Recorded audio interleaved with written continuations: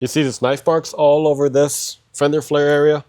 Yeah, that's not gonna go away. And it's a pretty big mistake, but you can avoid that. And we're gonna show you in this video. So we have this Ram TRX, and it's a beautiful vehicle, actually originally in this really bright blue. But the owner wanted it wrapped in matte black, and it is currently wrapped. So we just brought this in to do a couple fixes. We're rewrapping a couple sections, but it didn't make sense necessarily to wrap the whole thing. We don't really like making a lot of these videos about other people's job, and I actually don't even know who did it. However, I think it's important to kind of point out some things to look out for. So let me just go around this car and show you what madness this is a little bit, okay? So first off, knife marks all over. And this isn't the only place, but they didn't even have to go that deep. Honestly, they could go just like that right there, and that should be enough for the coverage. But instead, they got knife marks all around here. And here's why this is actually a pretty big deal. Because it can cause rust, it can cause the metal and the coating to be compromised, which could lead to a lot of bad stuff later down the line. So that is a pretty big deal.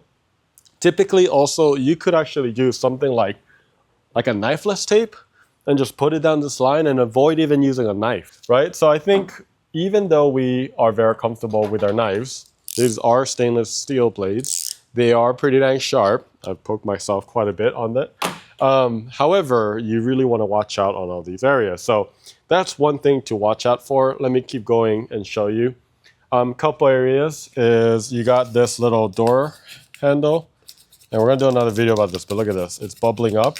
Part of the reason why is there shouldn't be a whole lot of tension because the divot doesn't go down. But they either didn't post heat and then eventually it kind of came up and undone. That's a big issue. Look, dust is going to happen, but there's a lot of excess dust right here. So you can see right in here, you can see about like 10 different specks. Part of that is they probably lifted it up, got dirt, and then put it back down. So typically on those, it sucks because this thing goes all the way around, so they didn't want to waste it. But what they could have done is probably just moved it, shifted it, and then avoided some of those dirt over there. And then also potentially improper cleaning. So that's another one. I would have wrapped the handles. I feel like that was a miss. I mean, we're already wrapping the whole door, so might as well wrap the handles as well. There's a couple areas like in the seal. Didn't go quite in, and then it starts to kind of come off right here, right? So that's something.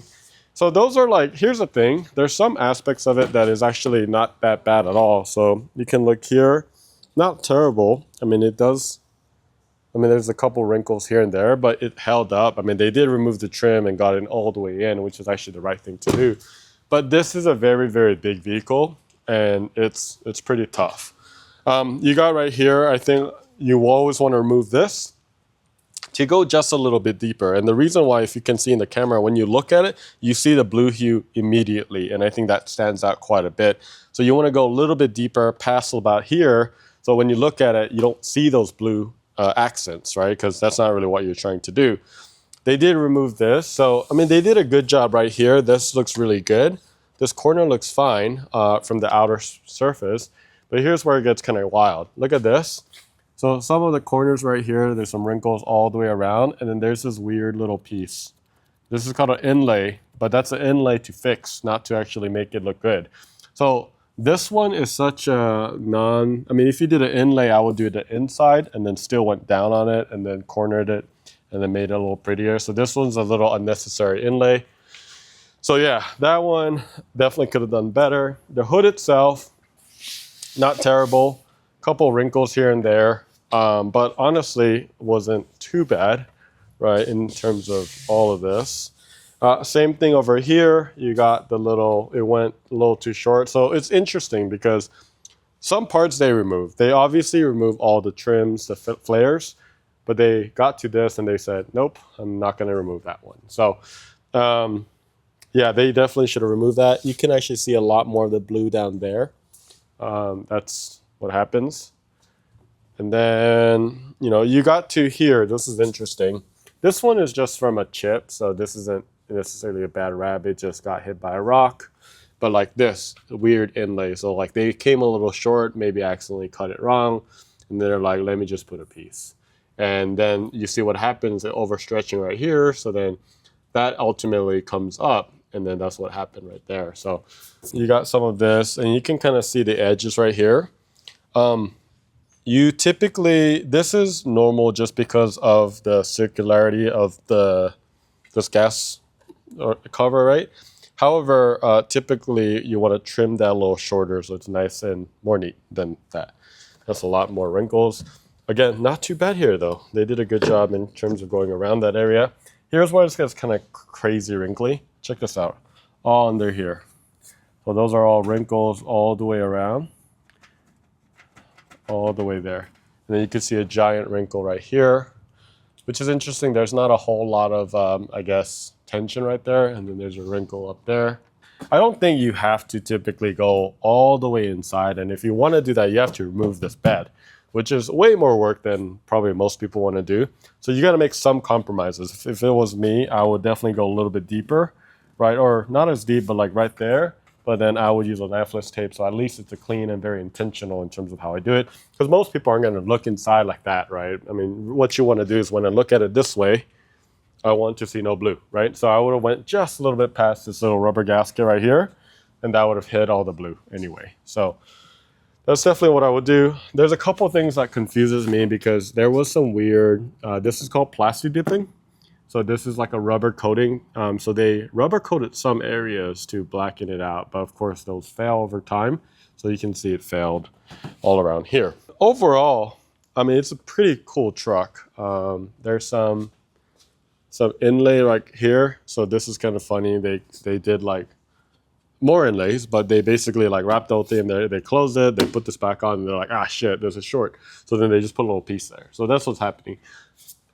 If you really want to redo those. Like, look, you're going to make a mistake, but I think if you own it and then redo it. But the thing is, maybe I don't understand necessarily, but definitely you want to have a lot of time on these cars. Like if someone asks me to do this, I'm not going to do this in 3 days. I want to ask the owner to give it to me for like at least 2 weeks, I would say, just so that I can properly get the rest I need, and then our team so that they could do it properly. So it's not about speed a lot of the times. It's about quality jobs, so you don't necessarily want to do that. So this is like, so far what we did, we took out the headlights, the tail lights.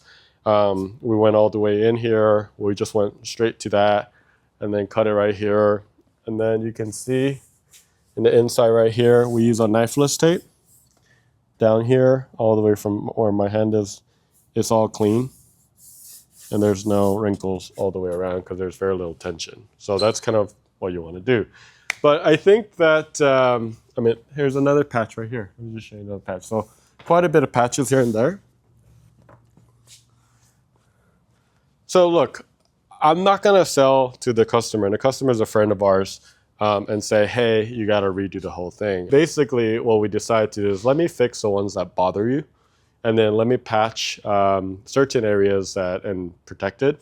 But other than that, it's a work truck. He takes us to work for construction and stuff like that. So we're not going to do a full rewrap and charge him a lot of money. Instead, we did rewrap this, and that's about it. And then we did some trimming and so on. So we're about to do some of those things, and then we're going to send it our own way. But before you pick a wrap shop to do a job, highly recommend just asking them for their work.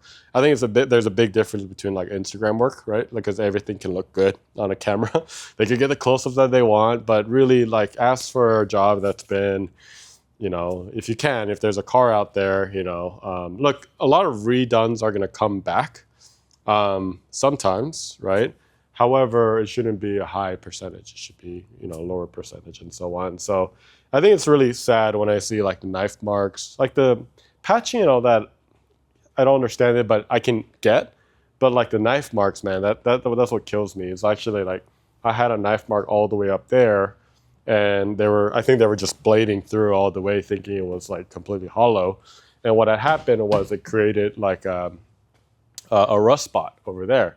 So I sanded it, before I did it just to make sure. And I was like, look, to the customer, you might want to watch out. You want to make sure that it's going to be okay. But just a heads up, here's a photo of how it looked like, but then you should be good to go. So I used some, iron remover and got some of that and then sanded it down a little bit in that corner. So yeah, Very, very important to find the the right wrap shop, but cheaper is not always good. Try to look for reputable shops that's been doing it for a long time. And look, if you do end up going with a cheaper place, you can still ask for, you know, their previous work before doing so. But that will help you avoid a lot more money in the long run. But if you have any questions, hopefully this video helps someone. Let us know in the comments below. We'll see you later.